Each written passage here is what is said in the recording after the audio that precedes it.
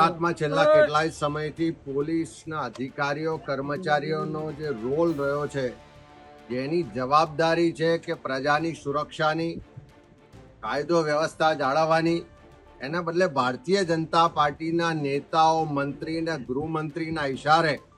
જાણે ભાજપના કાર્યકરો બન્યા હોય, કેસરી ખેસ પહેર્યો હોય એવી રીતે કેટલાક અધિકારીઓ અને કર્મચારીઓ કામ કરી રહ્યા છે. સ્થાનિક સ્વરાજની ચૂંટણીઓ દરમિયાન પણ જોયું છે કે ફોર્મ પાછા ખેંચાવાથી લઈ, ચૂંટણીના પ્રચાર પ્રસારના સમયથી લઈ અને મતદાનના દિવસે પણ પોલીસના અનેક અધિકારીઓ, અનેક જિલ્લામાં એલસીબી એસઓજીના અધિકારીઓ કોંગ્રેસના કાર્યકરોને, ઉમેદવારોને હેરાન પરેશાન કરવામાં, ડરાવવા દબાવવામાં કંઈ પણ જાતનું બાકી નહોતું રાખ્યું. ચૂંટણી પતી ગઈ, પરિણામો આવી ગયા અને આજે પણ જ્યાં જ્યાં કોંગ્રેસ પક્ષની બહુમતી છે એવા તાલુકાઓમાં ભાજપના નેતાઓના ઇશારે કોંગ્રેસના ચૂંટાયેલા સભ્યોને ડરાવવા દબાવવાનો પ્રયત્ન પોલીસ અધિકારીઓ અને એના કર્મચારીઓ દ્વારા થઈ રહ્યો છે. એ દ્વારકા જિલ્લામાં એલસીબી ને એની ટીમ રાત્રે 1 વાગે જે હોટલમાં કોંગ્રેસના ચૂંટાયેલા સભ્યો રોકાયા હોય એ હોટલના દરવાજા ખોલાવે, જે રૂમોમાં મહિલા સભ્યો રોકાયા હોય એ રૂમોની ચાવી, ડુપ્લિકેટ ચાવી મેળવીને રૂમોને જબરજસ્તી ખોલીને ડરાવવા ધમકાવવામાં આવે. એ જ રીતે તાપી જિલ્લામાં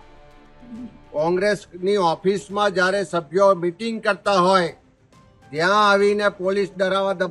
ધમકાવવાનો પ્રયત્ન કરે. બનાસકાંઠામાં વડગામ હોય, મોરબી હોય, આણંદ હોય, દાહોદ હોય કે અલગ અલગ જિલ્લામાં જે રીતે ચૂંટાયેલા કોંગ્રેસના સભ્યોને ડરાવી ધમકાવીને એવો પ્રયત્ન થાય છે કે આવનારી 23 અને 25 તારીખે જે ચૂંટણીઓ થવાની છે એમાં ભાજપની તરફેણમાં મતદાન કરવા માટે દબાણ ઊભું કરવામાં આવે છે. અરવલ્લી જિલ્લામાં પણ જ્યાં બહુમતી આવી છે ત્યાં જિલ્લા કોંગ્રેસના આગેવાનોને ખોટી રીતે પૂછપરછ કરવાના બહાને લઈ જાય અને સામે એવું દબાણ કરવામાં આવે છે કે આ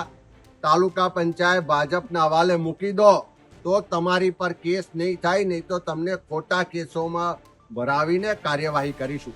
આજે ડીજીપીને પણ વાત કરી છે કે થોડા દિવસ પહેલા વડોદરાના અમારા ચૂંટાયેલા કોર્પોરેટર આશીષ જોશી,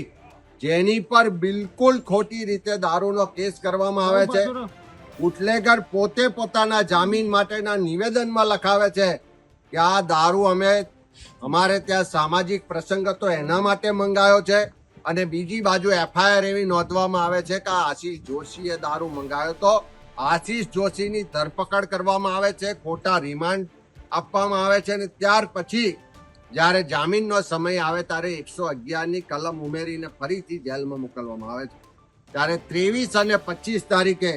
ગુજરાતમાં તાલુકા પંચાયત, જિલ્લા પંચાયતમાં પ્રમુખ પદ માટે, ઉપપ્રમુખ પદ માટે ચૂંટણીઓ થવાની. ત્યારે એવા સંજોગોમાં જે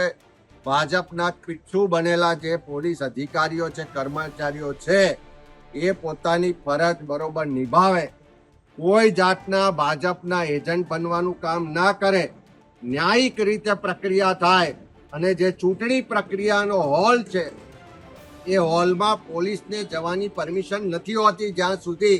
ચૂંટણી અધિકારી એને ના બોલાવે. પણ કેટલીક જગ્યાએ પોલીસના અધિકારીઓ અંદર ઊભા રહીને દબાણ ઊભું કરવાનો પ્રયત્ન કરે છે. ત્યારે ડીજીપીને આજે રજૂઆત કરી છે કે 23 અને 25 તારીખે આવું ના બને એની કાળજી રાખે, સૂચના આપે અને જે પણ આવા અધિકારીઓ સામે આખી ચૂંટણી દરમિયાન અમે ફરિયાદો આપી છે, પુરાવા આપ્યા છે, એની સામે ઇન્ક્વાયરી કરીને કડક કાર્યવાહી કરવાની માંગ કરી.